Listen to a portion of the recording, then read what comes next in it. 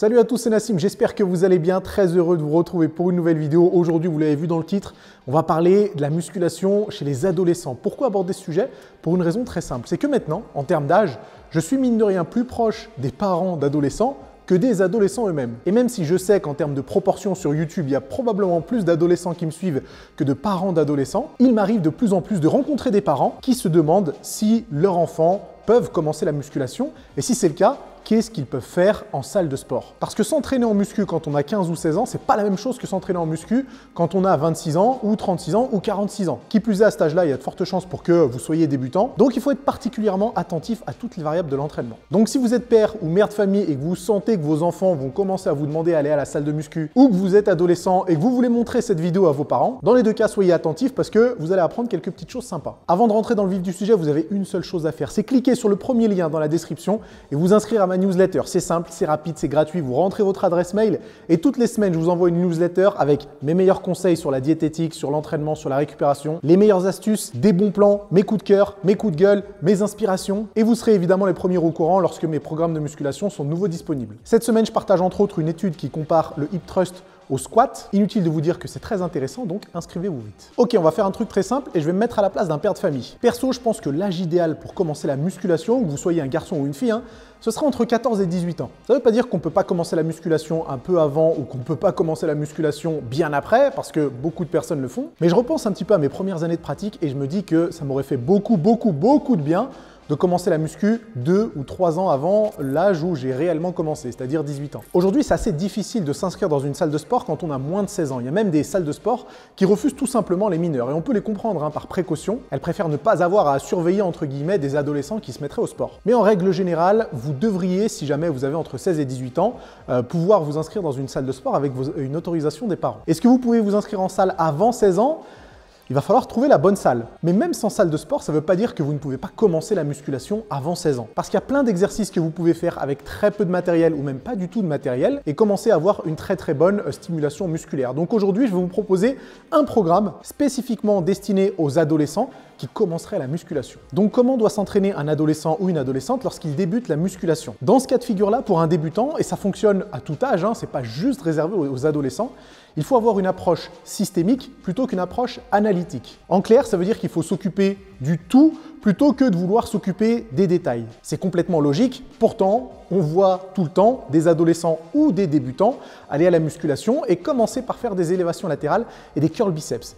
Ça, c'est clairement pas systémique. Donc si on veut bien faire les choses, on commence déjà par déterminer la fréquence d'entraînement. Un adolescent débutant n'a pas besoin de s'entraîner 4 ou 5 fois par semaine pour progresser, absolument pas. En partant de cette observation, je conseillerais plus à un adolescent de s'entraîner 2 fois par semaine, au moins pendant les 3 ou 4 premiers mois de pratique. Après, il va pouvoir effectivement augmenter la fréquence et le volume d'entraînement. Mais au début, 2 séances, ça suffit largement. Une fois qu'on a déterminé la fréquence d'entraînement, il faut s'occuper du format d'entraînement. Quand on est adolescent, qui plus est débutant, on ne fait pas un push-pull legs ou un split parce que ça, encore une fois, c'est des approches qui sont bien trop analytiques. Si on veut garder cette approche systémique qui est très importante, on choisit soit un full body, soit un upper-lower. Mais je serais plutôt tenté de diriger les débutants et les adolescents vers du full body. Parce que le principe de votre programme de musculation, ça ne va pas être d'isoler un groupe musculaire, absolument pas. Encore une fois, si on veut rester dans cette approche systémique, on va vouloir stimuler des ensembles. Et le meilleur moyen de le faire, c'est encore probablement le full body. Donc avec 2 séances d'entraînement par semaine, on va pouvoir faire 2 full body différents. On peut faire aussi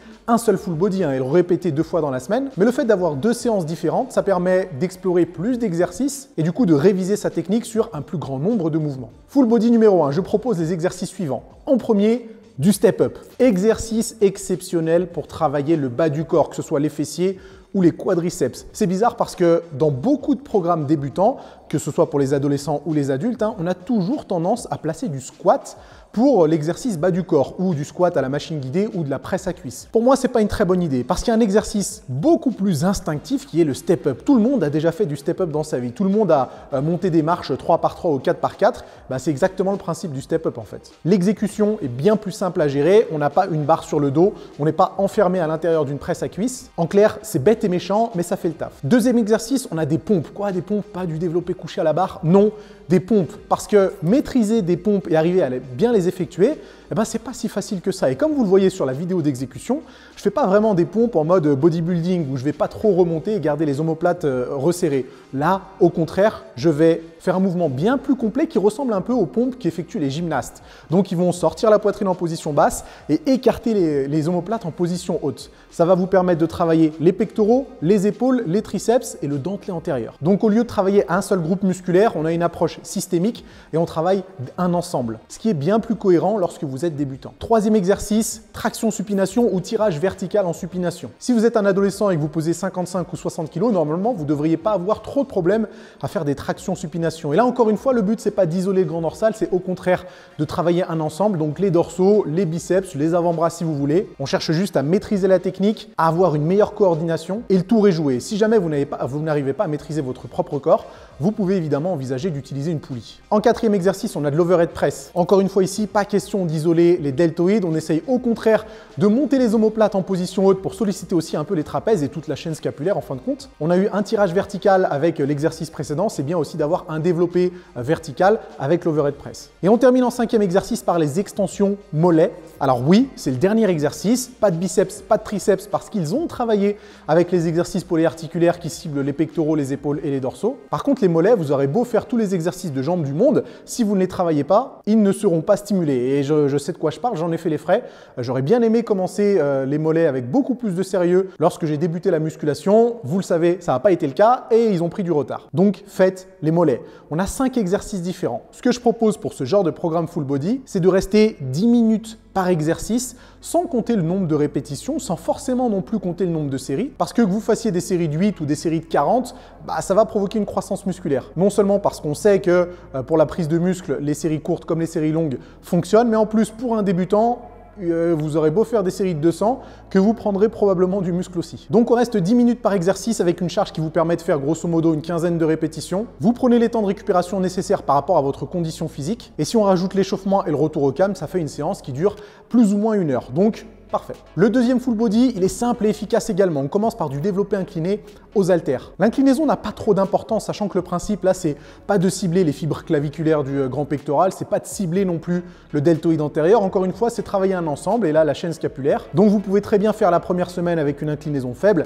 la deuxième semaine avec une inclinaison un petit peu plus élevée et la troisième semaine avec le banc encore plus redressé. Le but ici, c'est aussi d'apprendre à maîtriser des haltères parce que c'est pas si simple que ça et d'avoir en plus une bonne stimulation musculaire sur le haut du corps. Deuxième exercice, rowing buste penché. On a fait du tirage vertical sur le full body précédent.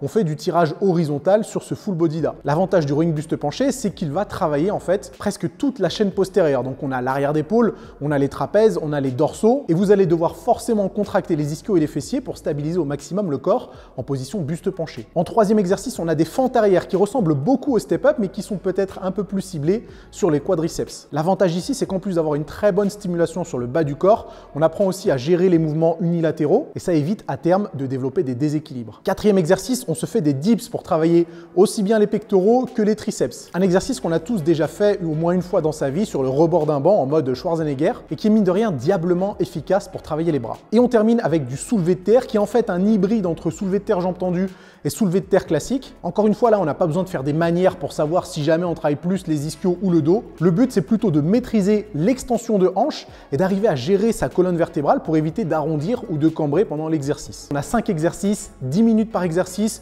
On choisit une charge de travail qui permet de faire grosso modo 15 répétitions et on envoie pendant les 10 minutes non-stop. Et là, je sais qu'il y en a plein en voyant mes propositions d'exercices qui vont se dire pas de curl biceps, pas d'extension triceps à la poulie, pas d'élévation latérale, pas de leg extension, pas de poulie vis-à-vis. Non, ça, on s'en tape. Personnellement, si j'avais un débutant entre les mains de A à Z, j'intégrerais pas ces exercices d'isolation avant 4 ou 6 mois d'expérience en salle de musculation. Comment justifier l'utilisation d'exercices d'isolation lorsque vous ne savez pas comment effectuer et maîtriser les exercices composés? Ça ne veut pas dire qu'il ne faut pas utiliser d'exercices d'isolation, absolument pas. J'en utilise une tonne, mais j'ai fait ce que j'avais à faire pour maîtriser les bases avant d'intégrer des mouvements qui sont plus analytiques. Ne faites pas l'erreur d'aller chercher les petits détails si jamais avant vous n'avez pas maîtrisé le système dans son entier. Vous avez vu qu'en quelques minutes, je vous ai déjà proposé 12 semaines d'entraînement lorsque vous êtes adolescent et débutant en musculation. Vous faites ça avec sérieux et régularité pendant 3 mois en accompagnant ce programme de musculation d'une alimentation équilibrée. Je peux vous garantir que vous pouvez déjà prendre quelques grammes de muscles, mais surtout vous allez construire une base solide qui vous permettra de progresser beaucoup plus rapidement sur les prochaines années de votre pratique. Donc si vous avez entre 15 et 18 ans et que vous avez déjà commencé la musculation, dites-le moi dans les commentaires et partagez-moi un petit peu votre programme de musculation. J'aimerais bien voir à quoi il ressemble parce que je suis sûr que malheureusement il y a des petites erreurs de débutants. Après tout, vous n'êtes pas coach, hein, mais il n'est pas trop tard pour modifier et corriger ces petites erreurs. C'est tout pour la vidéo d'aujourd'hui les amis, j'espère que ça vous a plu. Si c'est le cas, on met un gros pouce en l'air. On s'abonne bien sûr à la chaîne en activant les notifications, c'est très important. On continue de toute façon à discuter de tout ça dans les commentaires. N'oubliez pas, premier lien dans la description, inscrivez-vous à la newsletter et je vous envoie très rapidement des news par mail. Et nous on se retrouve ici la semaine prochaine.